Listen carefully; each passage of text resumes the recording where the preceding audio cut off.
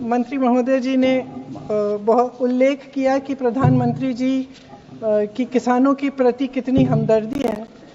प्रधानमंत्री जी खुद वायनाड गए थे, उन्होंने वहाँ का दुख, वहाँ की किसानों की पीड़ा खुद देखी। मैं उनसे आग्रह करना चाहती हूँ आपके द्वारा कि केरला और वायनाड के किसानों के प्रति भी कुछ हमदर्दी दिखाएं। धन्यवाद। माननीय अध्यक्ष महोदय, किसान किसान हैं, चाहे वो केरल का हो चाहे वो कर्नाटक का हो, हम सब भारत मां के लाल हैं। भेदभाव का कोई सवाल नहीं है। मैं ये निवेदन करना चाहता हूं कि जब ऐसी प्राकृतिक आपदाएं आती है तो हर एक राज्य को एसडीआरएफ के तहत केंद्र सरकार राशि आवंटित करती है।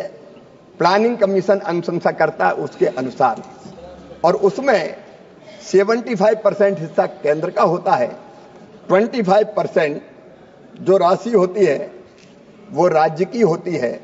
और जब ऐसी प्राकृतिक आपदा आती है तो उस राशि का राज्य उपयोग करते हैं। लेकिन बावजूद इसके अगर कोई बड़ी प्राकृतिक आपदा अगर आती है तो फिर केंद्र सरकार भी विशेष टीम भेजती है। पिछले दिनों माननीय अध्यक्ष महोदय, जब आंध्र में तेलंगाना में दिक्कत हुई थी, अत्यंत वर्षा के कारण बाढ़ की स्थिति पैदा हुई थी, केंद्रीय टीम गई थी। मैं स्वयं भी गया था माननीय अध्यक्ष महोदय। वहां हमने स्थिति का आकलन किया था, केंद्रीय टीम ने उसकी रिपोर्ट भी सबमिट की थी, और उसके आधार पर फिर एनडीआरएफ के तहत और राशि राज्य सरकारों को निर्गत की जाती है। माननीय सदस्य ने बहुत महत्वपूर्ण सवाल पूछा। मैं जानकारी देना चाहता हूं कि केरल को भी एनडीआरएफ के तहत विशेष रूप से 138 करोड़ रुपए की राशि उपलब्ध कराई गई है। और मैं आश्वस्त करना चाहता हूं आपके माध्यम से माननीय सदस्य को कि बिना किसी भेदभाव के कहीं अगर संकट आएगा तो केंद्र सरकार राज्य सरकार के साथ खड़ी रहेगी, चाहे वो केरल हो, अन्य राज्य हो। उन्होंने भी मसालों की बात पूछी।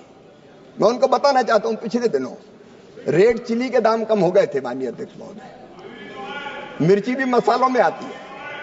आंध्र के मुख्यमंत्री आए, हमने तुरंत फैसला किया कि रेड चिली 11,000 रुपया प्रति क्विंटल के माध्यम से खरीदी जाएगी, और हमने यहां से आदेश जारी किए। आपने अलग अलग किसानों को पूछा। मैं सुपारी उत्पादक किसानों के बीच कर्नाटक गया, कर्नाटक के मित्र यहां बैठे होंगे। वहां एक भयानक बीमारी के कारण वो पेड़ नष्ट हो गए थे।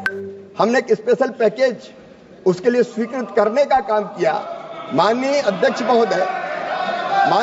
महोदय, जहां भी प्राकृतिक आपदा से किसानों पर संकट आएगा, वो देश के किसी राज्य के किसानों, किसी गांव के किसानों, उनके साथ भारत सरकार सदैव खड़ी रहेगी।